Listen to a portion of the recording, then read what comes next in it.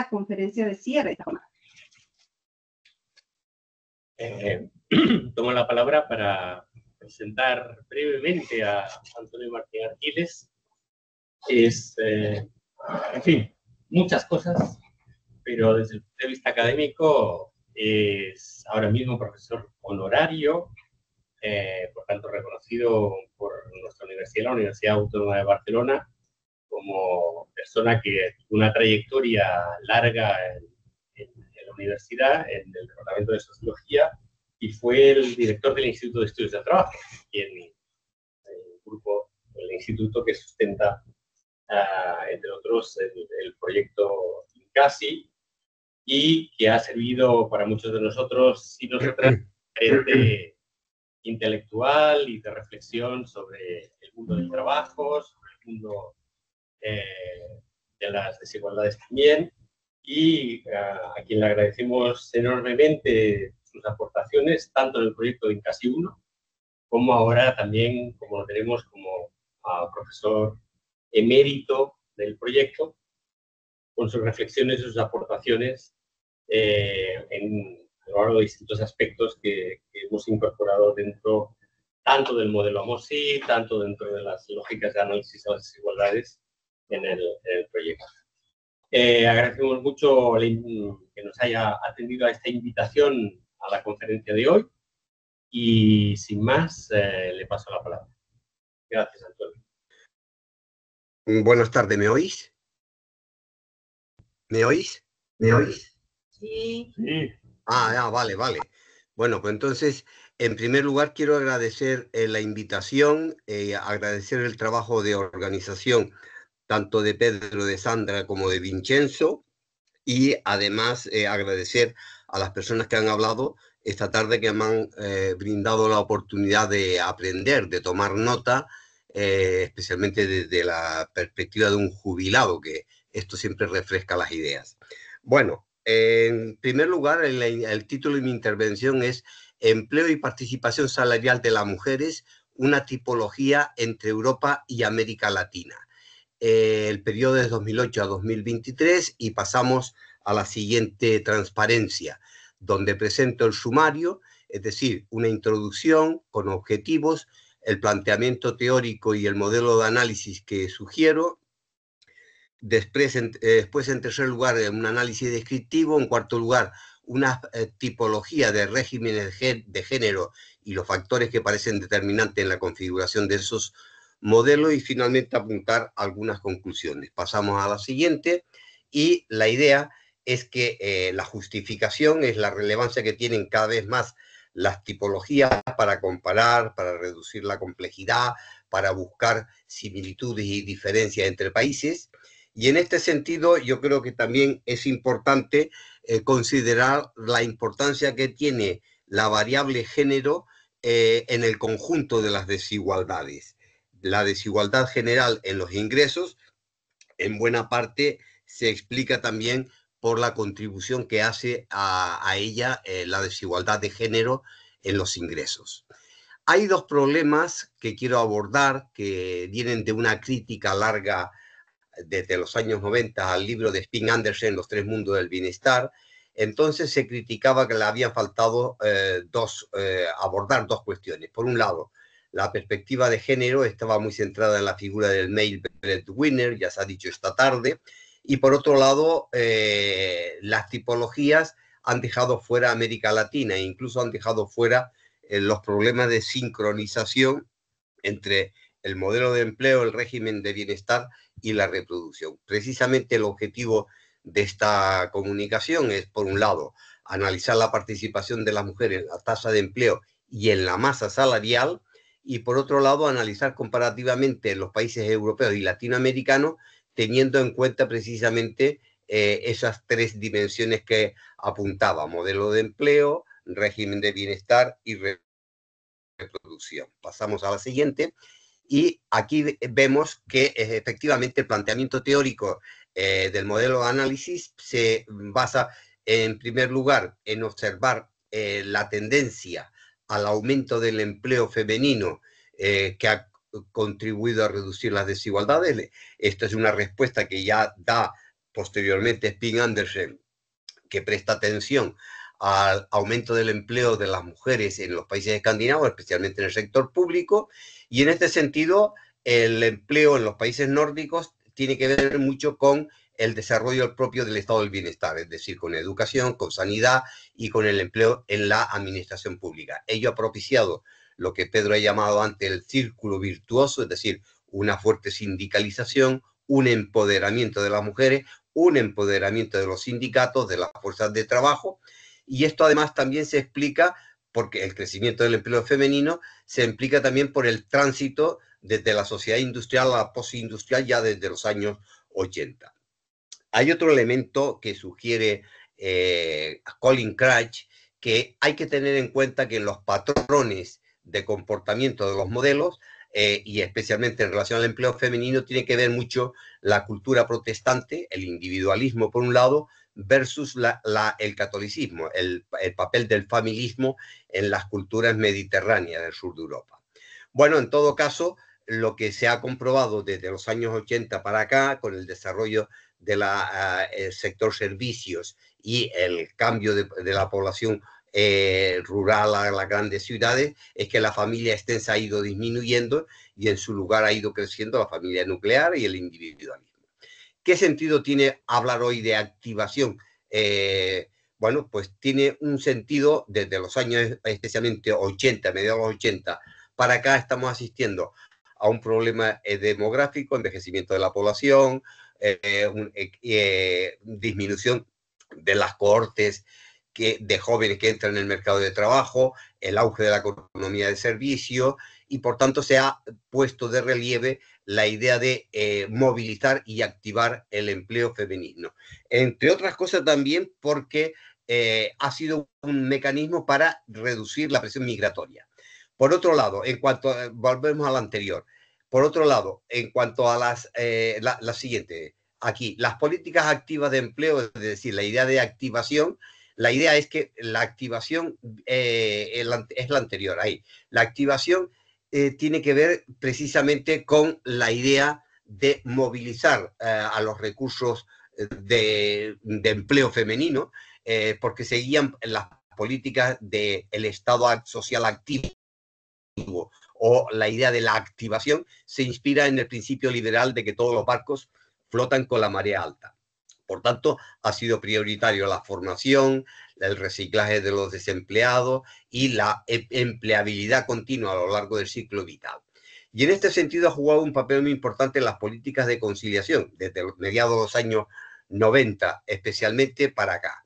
Y encontramos en Europa, bueno, que se ha extendido diversos medios o instrumentos, como son los permisos parentales por hijo, por personas dependientes, permiso de lactancia, semana laboral constreñida, etc.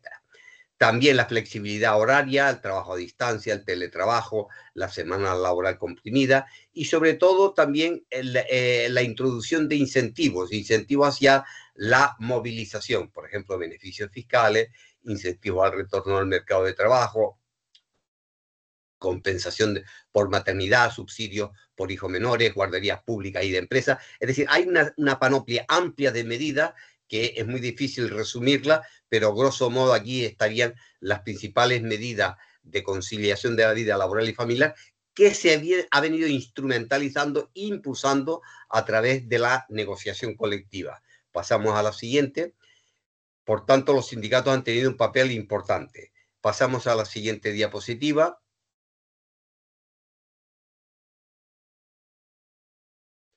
En la siguiente diapositiva, precisamente aquí planteo el modelo de análisis que he hecho a partir del engranaje que simboliza aquí este dibujo entre el modelo de empleo, el régimen de bienestar y las estrategias de reproducción. En este sentido he tomado 18 variables como la tasa de actividad, la tasa de empleo femenino, la tasa de desempleo femenino, la tasa de empleo vulnerable, el empleo público, los años de escolarización, equivalente funcional de las cualificaciones y el índice de Gini primario, es decir, el predistributivo.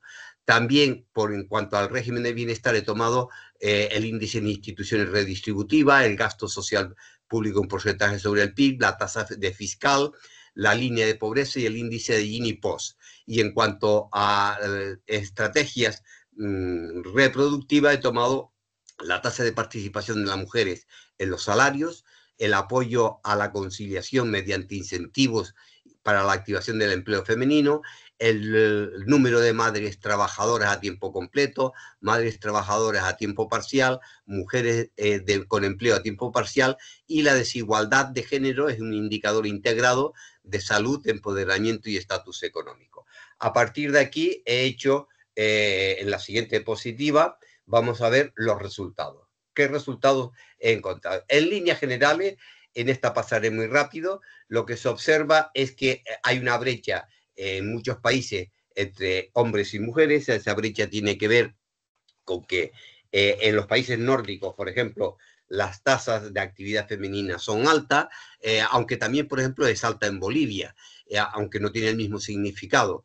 Las tasas de actividad, en cambio, son muy bajas, especialmente aquí interesa ver países como Italia, Argentina, España, Grecia, tienen tasas de actividad y tienen una brecha salarial de actividad grande entre hombres y mujeres.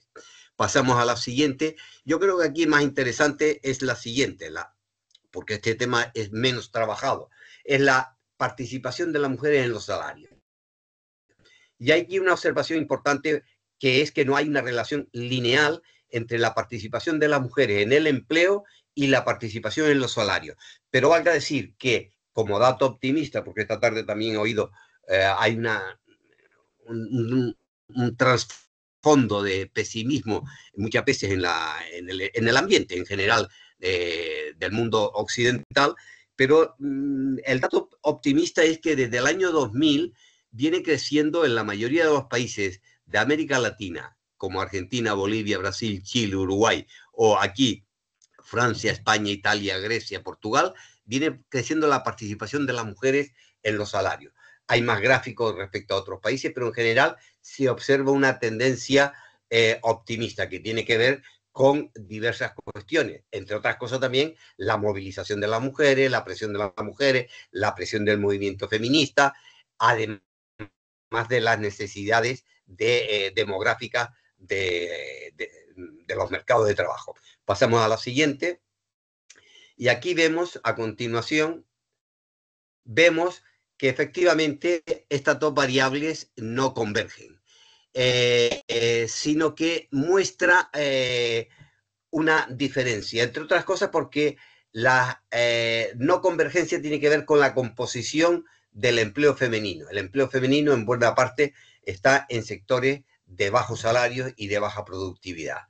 Y por tanto, muchas veces trabajo informal, trabajo poco remunerado, trabajo no cubierto muchas veces por la negociación colectiva en determinados países, etc. En todo caso, y esto es la observación que le hacía antes lo diré a la compañera esta de Madrid que ha hablado, Olga Salido, que hablaba de Portugal. Portugal, yo creo que aquí vemos que los modelos responden a patrones que tienen que ver también con los regímenes de bienestar, pero mirado desde la perspectiva de género, hay diferencias. Por ejemplo, Portugal tiene altas tasas de empleo y altos salarios, que no concuerda con los países del Mediterráneo, sino que es un caso especial. ¿Por qué Portugal tiene altas tasas de actividad? Pues tiene razones históricas, tiene que ver con la guerra de Angola, con la movilización de los hombres en los años 70, con la revolución de los claveles y además con una serie de políticas que se hicieron durante la transición para implementar y proteger al empleo femenino. En cambio, Italia tiene un patrón familiístico que se acomoda al modelo católico de bajas tasas de actividad femenina y bajas tasas de participación en los salarios, incluso bastante más bajas que en el caso de España. España tiene está más dualizada. Bolivia. En Bolivia posiblemente tenga que ver con la pobreza, con las altas tasas de ocupación y baja participación salarial. Tenga que ver con la necesidad de buscar recursos. Los países nórdicos representan el círculo virtuoso, un estado del bienestar potente, empleo público importante, alta sindicalización, altos salarios y empleo de madres a tiempo completo. Paternariado social. Aquí en el paternariado social tendríamos a los países del área germánica. Altas tasas de actividad en el empleo, pero baja participación en los salarios, porque su modelo es el modelo de empleo a tiempo parcial. Esto concuerda también con el modelo británico, empleo a tiempo parcial. Pasamos a la siguiente. En la siguiente transparencia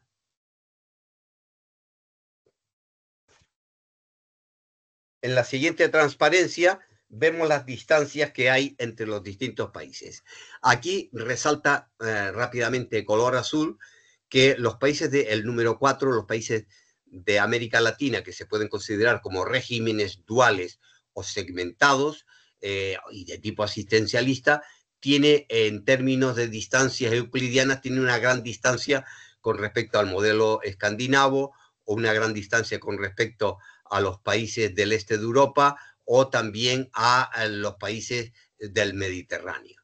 En cambio, los países del Mediterráneo se acercan más a los modelos de transición del este de Europa, que después hablaré. Pasamos a continuación, y a continuación vemos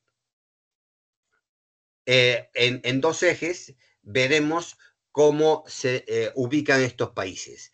Es decir, un eje horizontal, que es la institucionalidad versus vulnerabilidad, es decir, a la derecha tenemos los países que tienen una alta institucionalidad quiere decir estado del bienestar importante, quiere decir tasas fiscales importantes, quiere decir empleo público importante, quiere decir también negociación colectiva importante, incluso sindicatos formales importantes. Y en el extremo de la izquierda tendríamos la vulnerabilidad, es decir, el empleo informal, donde se ubican el empleo inestable, temporal, donde se ubican los regímenes duales de América Latina, duales y segmentados. Aquí tendríamos Bolivia, México como casos muy extremos, Brasil y entre medio, y un poco tirando hacia los modelos mediterráneos tendríamos Argentina y Uruguay, que tienen en cierta manera ciertos patrones parecidos o cercanos a Italia y a España. Por otro lado, en cuanto a los países del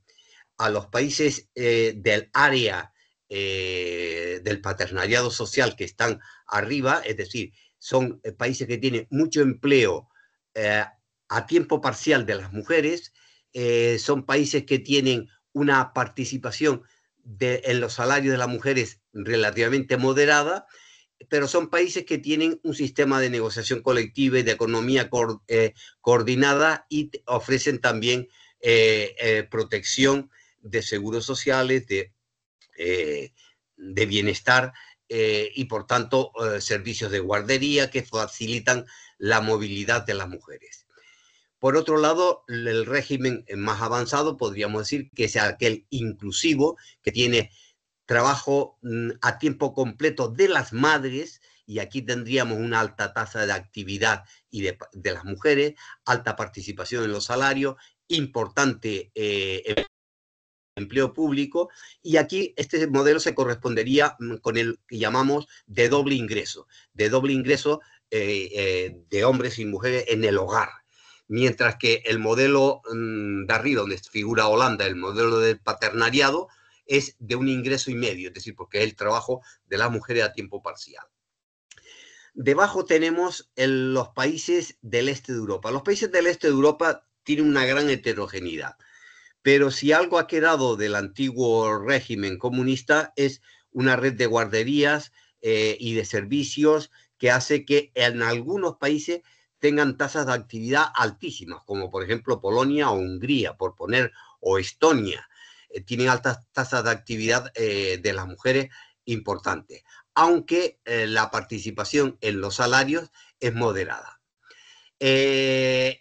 Y aquí, precisamente antes, cuando hablaba Olga Salido, hablaba de Portugal. Bueno, pues a mí me sale Portugal, que se ubica más cerca de este modelo que de del modelo mediterráneo. En el modelo mediterráneo tendríamos pues también más polarizado. Es polarizado en España, es decir, que hay mujeres que trabajan a tiempo completo, madres que trabajan a tiempo completo, pero también madres bastantes que trabajan a tiempo parcial. Italia estaría más alejada y Grecia también estaría más alejada como Italia.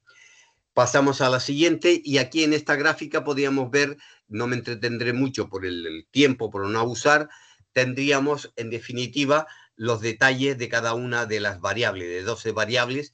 Aquí podría ver que en el modelo paternariado social la participación en el empleo a tiempo parcial es alta y por tanto es el modelo 1,5.